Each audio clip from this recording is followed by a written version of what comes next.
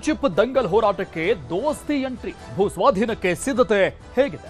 ಇಂದು ಭೈರಮಂಗಲ ಚಲೋ, ಜೀವ ಬಿಟ್ರು ಜಮೀನು ಬಿಡಲ್ಲ, ಭೂಮಿಗಾಗಿ ಅನ್ನದಾತರ ಕಿಚ್ಚು, ಬಿಡದಿ ಬಡಿದಾಟ.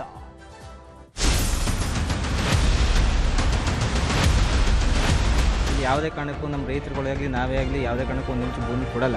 ಯಾವ ITBT ಕಮ್ಮಿ ಇಲ್ಲ. ನಾವು ಎಷ್ಟು ಜನ ಬಂದ್ರು ಬೇಕಾದ್ರೆ ನಾವೇ ಸಾಕ್ತೀವಿ. ಯಾವುದೇ ಕಾರಣಕ್ಕೂ ನಮ್ಮ ಜಮೀನು ನಾವು ಬಿಟ್ಕೊಡಲ್ಲ. ನನ್ನ 45 ಎಕರೆ ಲ್ಯಾಂಡು ಕಷ್ಟಪಟ್ಟು ಸಂಪಾದನೆ ಮಾಡಿದ ಲ್ಯಾಂಡ್ ನಾನು. ನನ್ನ ಕನಸಿನ ಕೂಸು ನಾನು ಇದು ಮಾಡ್ತೀನಿ, ನಾನು ಬಿಡಕ್ಕಾಗಲ್ಲ ಅಂತ ಹೇಳಿಲ್ವಾ? ಹೇಳವ್ರ ಪ್ರಮಾಣ.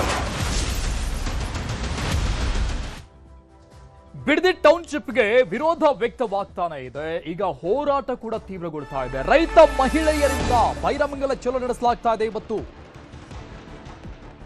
ಭೈರಮಂಗಲ ಚಲೋ ಇವತ್ತು ಚಾಲನೆ ಸಿಕ್ಕಿದೆ. ರೈತ ಮಹಿಳೆಯರಿಂದ ಹೋರಾಟಗಳು ತೀವ್ರಗೊಳ್ತಾ ಇದೆ. ಇವತ್ತಿನಿಂದ ತಿಮ್ಮೇಗೌಡನ ದೊಡ್ಡಿಯಿಂದ ಪ್ರತಿಭಟನಾ ರ್ಯಾಲಿ ಹಮ್ಮಿಕೊಳ್ಳಲಾಗಿದೆ.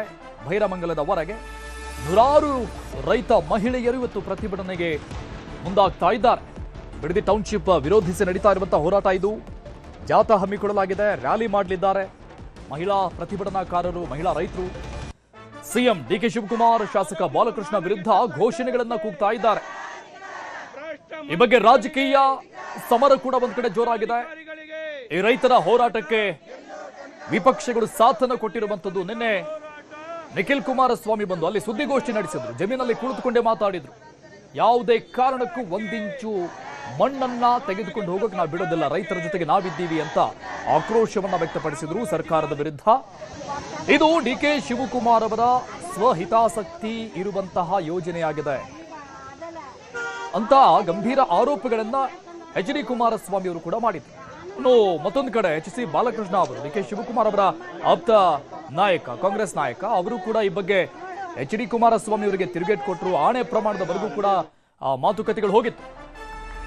ಬಿಡದಿ ಟೌನ್ಶಿಪ್ಗೆ ಅನ್ನದಾತರು ವಿರೋಧವನ್ನ ಮಾಡ್ತಾ ಇದ್ದಾರೆ. ದೊಡ್ಡ ಮಟ್ಟದ ವಿರೋಧ ವ್ಯಕ್ತವಾಗ್ತಾ ಇದೆ. ಪ್ರಾಣ ಕೊಡ್ತೀವಿ, ಭೂಮಿ ಕೊಡಲ್ಲ ಅಂತ ರೈತರು ಹೇಳ್ತಾ ಇದ್ದಾರೆ. ಈ ಎಲ್ಲೆಲ್ಲಿ ಯಾವ ಊರುಗಳಲ್ಲಿ ಈಗ ಭೂ ಸ್ವಾಧೀನಕ್ಕೆ ಮೊದಲ ನೋಟಿಫಿಕೇಶನ್ ಹೊರಡಿಸಲಾಗಿದೆ, ಅಲ್ಲಿ ನ್ಯೂಸ್ 18 ಹೋಗಿ ಗ್ರೌಂಡ್ ರಿಯಾಲಿಟಿ ಚೆಕ್ ಮಾಡ್ತು. ಅಲ್ಲಿ ರೈತರು ಹೇಳಿದ್ದೊಂದೇ, ಪ್ರಾಣ ಕೊಡ್ತೀವಿ, ಭೂಮಿ ಕೊಡಲ್ಲ ಅಂತ.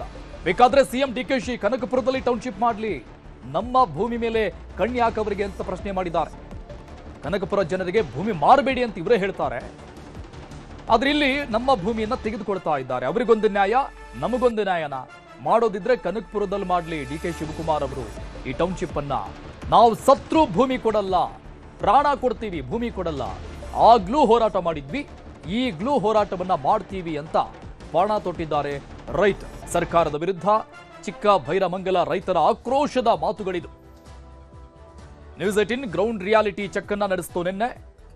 ಅಲ್ಲಿನ ರೈತರನ್ನ ಖುದ್ದಾಗಿ ಮಾತನಾಡಿಸಿದಾಗ ದೊಡ್ಡ ಮಟ್ಟದ ಆಕ್ರೋಶ ವ್ಯಕ್ತವಾಯಿತು. ಬಿಡದಿ ಟೌನ್ಶಿಪ್ ವಿಚಾರಕ್ಕೆ ಸಂಬಂಧಪಟ್ಟಂಗೆ DK ಶಿವಕುಮಾರ್ ಅವರನ್ನ ಸ್ಪೆಷಲ್ ಆಗಿ ಮೆನ್ಷನ್ ಮಾಡ್ತಾ ಇದ್ದಾರೆ.